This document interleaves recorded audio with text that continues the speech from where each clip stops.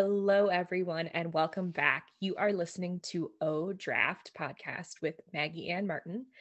And this is our official second episode of the series where I write a book in 45 days. So if you're actually watching on YouTube, you might see a little fluffy thing down here in the corner. That is my Chihuahua Millie. So she might get up and move around. I noticed last time that I didn't explain what that fluff ball in the background was. And so I wanted to make sure everyone was fully aware. And maybe if you don't watch me on YouTube, this will give you some motivation too, because she is very cute. So, as I said, my name is Maggie Ann Martin, and I am a young adult author. I have two books that are out. My first book, The Big F, was released in 2017, and my second book, To Be Honest, was released in 2018. And so, right now, I do have a book out on submission with my agent. We are trying to find the perfect home for it. But in the meantime, to keep myself accountable and to keep my writing flowing and that writing process going forward, I wanted to challenge myself to write a book in 45 days. And I'd like for you all to join me on that journey. Now, I know it's not going to be necessarily an easy journey, and I have built out the steps to help you all who are listening also write a book in that short time. And so I'm really investing in creating these resources, not only for myself, but to hopefully help all of you who are listening. If you listened to the first episode, I walked you through my character development guide that I created. And really, that is kind of that's my Bible for creating characters. And I had never really put it into a template form for other people to use. And so it was really exciting to see those of you who listened going back and downloading that resource and hopefully being able to use it while you are creating your own stories and coming up with your own characters. And so if you are using that resource and you're working on your next book, please let me know either on the comments here on YouTube, tag me on Twitter or Instagram. I'd love to see those of you using that template just because I put a lot of time and effort into that. So I hope it's helpful to all of you that are listening. So yeah, if you haven't listened to episode 1, I highly recommend to start there. This is going to be a series that progresses off of each other. And so I'm really giving you the foundation to go ahead and draft your book in 45 days. So last episode was character development. This episode is setting development. And then my episode next will be outlining and figuring out, exactly what's going to happen every step of the way on your plot. And then after that, I'm going to go into my goals and timeline. And then the episodes after that will be me officially drafting the novel. And so my goal for those podcasts is to really dive in every 10,000 words and update you on my progress. And so I am going to take 10,000 divided by the 45-day time span. I haven't exactly figured out what my posting schedule is going to be when I get into that actual 45-day writing schedule, but I'm going to stick very closely to it because I want to, be true to my word that I'm actually going to, do the first draft of this book in 45 days. And so once I hit that point in the podcast journey, I will let you know exactly what days I'm going to be publishing those podcasts so you can hold me accountable. I'm planning on laying those out more as kind of a diary of my writing process and going over how I'm going back and using my different resources that I provided you when I'm doing my actual drafting process, any tips or tricks that I come along when I'm actually putting, fingers to the keyboard and really trying to get a good draft in. And again, I just wanted to say a quick thank you to everyone who has downloaded the first resource and let you all know that the setting resource is now up and available in that same folder. So all you need to do to access these resources is go to my website, which is Maggie Ann Martin. And so that's Ann without an E, A-N-N, maggieannmartin.com/odraftpod. And on that page, you can subscribe to my newsletter. So once you're subscribed, you'll get a link via email to download those resources. And so it's as easy as that. And if you're having any trouble getting those downloaded, just, tweet me or send me a message on Instagram and I'll make sure that you get signed up for those. So now that we've got the base of who our characters are, now we want to explore the world that they're going to inhabit. So we want to know more about the setting around them. I'm just going to put a full disclaimer out there that most of this advice really pertains to contemporary fiction that is based in reality. So if you're building a complete new world from scratch, if you're working on a fantasy novel, I'm going to suggest that you use a more robust world building guide, one that really gets into the foundational elements of a society and a different map and things like that. I actually really like, there's a professional editor named Ellen Brock, and she has a resource on her website called Ellen Brock's World Building Bible Template. And I think she asks all the correct questions to kind of start fleshing out that world. So I'm going to leave a link to that in the podcast description and suggest if you are doing a huge fantasy world build that you explore either different resources or look at Ellen's resource.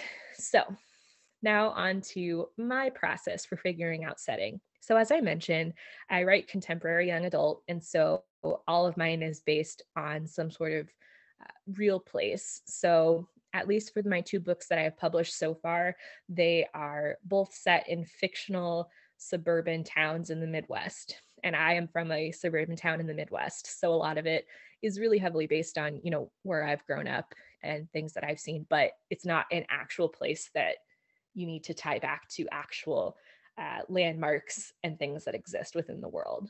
So for me, when I am first thinking about where my character is from, I need to figure out their sense of place. And so this place that they're in the world, we need to figure out if the place that they're in is brand new, if this place is somewhere they've been their whole life, if this place has recently undergone major changes that the character isn't happy about or uncomfortable with. We need to figure out all of these things. So here's my 4 key questions that I ask to figure out a character's sense of place. So first is, where does the character live when the story starts? If you're thinking of creating a prologue before the story that, is out of the normal time frame that you're telling the rest of the story, I would say stick to where your character will be in the first chapter, because that's going to be where they inhabit the story for most of the time.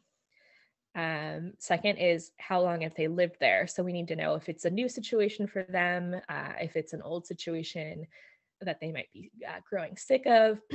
I know for me, since I write young adult, a lot of times they're dreaming of where they're going to go next, and that might be college or it might be traveling. So we need to figure out how long they've been there. And along those lines, were they born there? And if they weren't born there, how does their birthplace differ from where they are now? If you hear scratching, I am so sorry. That is my dog. Are you good, Millie? All right.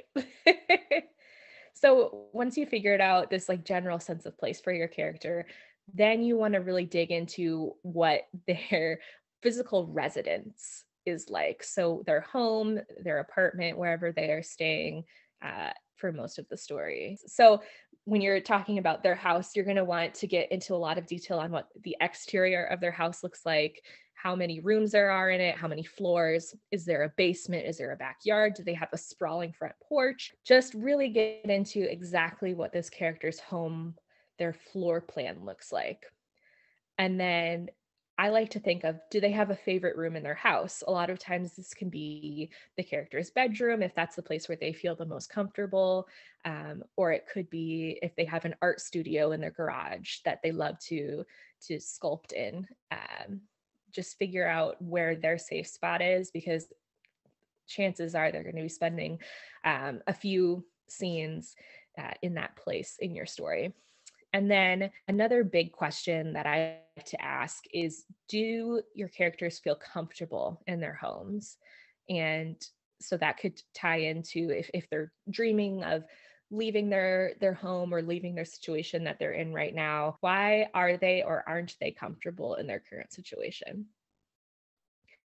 So once I have those base questions figured out, from there, I love to create inspiration boards. I mentioned in the last episode that I do really love to go on Pinterest for inspiration. And so, where I mentioned in character development that I like to look at people who fit certain descriptions of, like red hair, freckles, middle aged woman.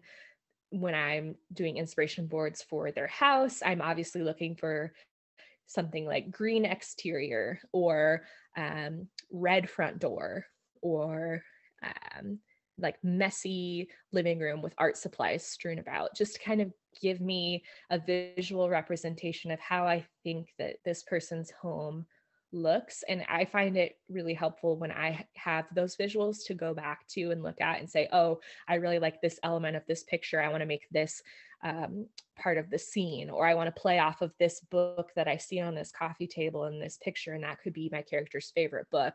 It's not always going to provide that level of detail for you, but I find it to be a helpful thing to come back to.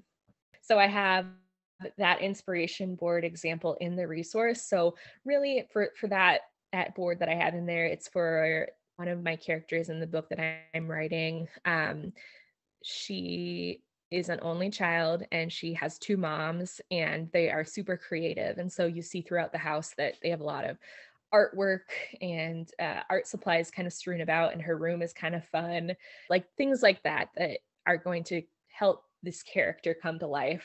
So once I have the inspiration board created for the house, I like to then really think about the top 10 places that I believe this character is going to visit or inhabit during the story. And so if you have kind of a general idea of what your plot is, you're going to have those places in mind for the top 10. So for example, my character is in high school, so she will go to school. And so school will be one of those top 10 places that I'm going to want to really build out in detail for her.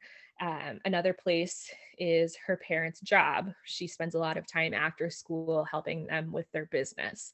And so she's going to need to describe their place of work really well as well.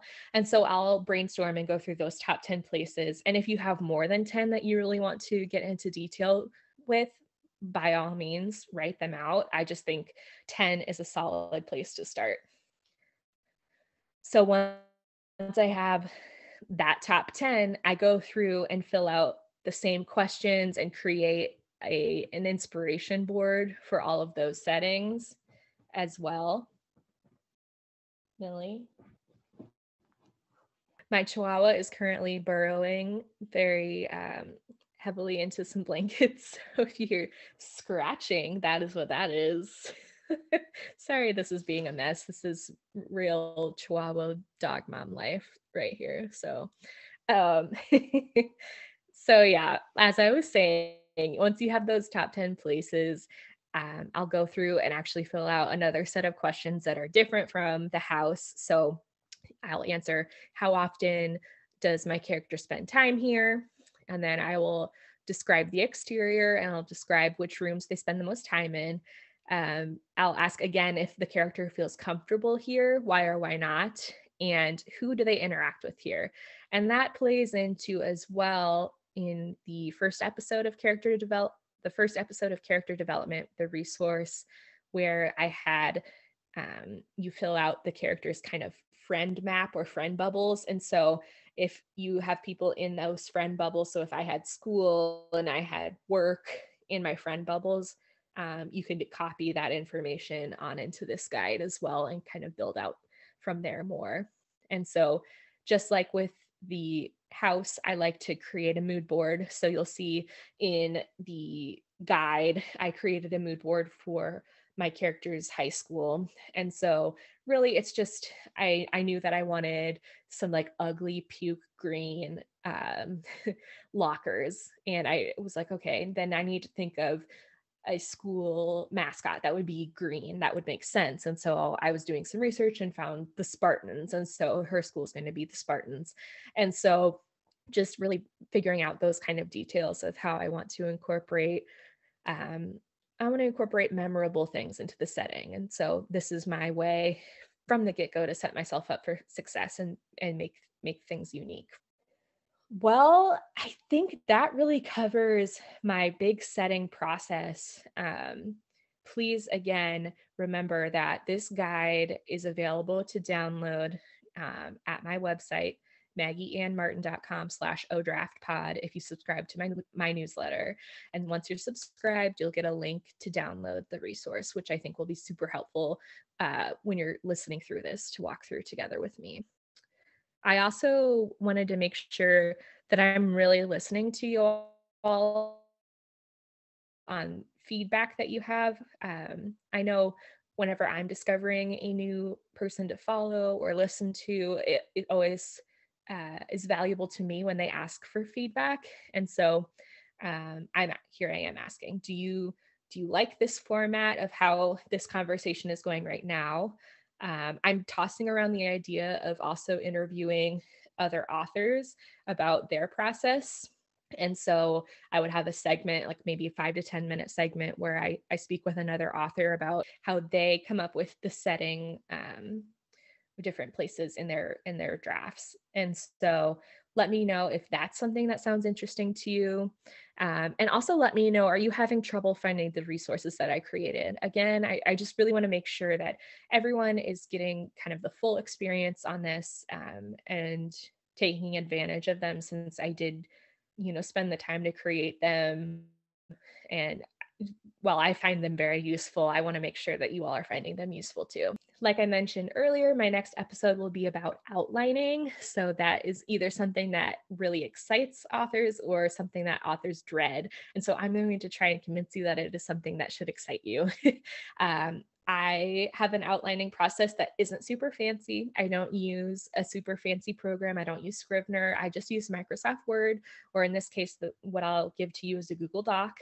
And it'll be really simple to walk through and not at all daunting. So we're going to make it really user friendly. An easy way to make sure that you are notified when that episode goes up is if you subscribe anywhere that you're listening to this podcast. I know I'm on Spotify and a few other podcasting platforms right now. And I am also on YouTube. So if you're listening to this podcast just with audio, I also upload them to my YouTube channel, where you can see my face and possibly my chihuahua in the background. So feel free to subscribe to me there. I'm just search Maggie Ann Martin on YouTube and you'll find me. Another good way to keep in touch with me is on social media. I'm pretty active on Instagram and Twitter, and I'm at Maggers Ann on both of those platforms. I'm also on Facebook. I'm not as active on there, but I do have a presence on there if you are if Facebook is your first place that you go to for info.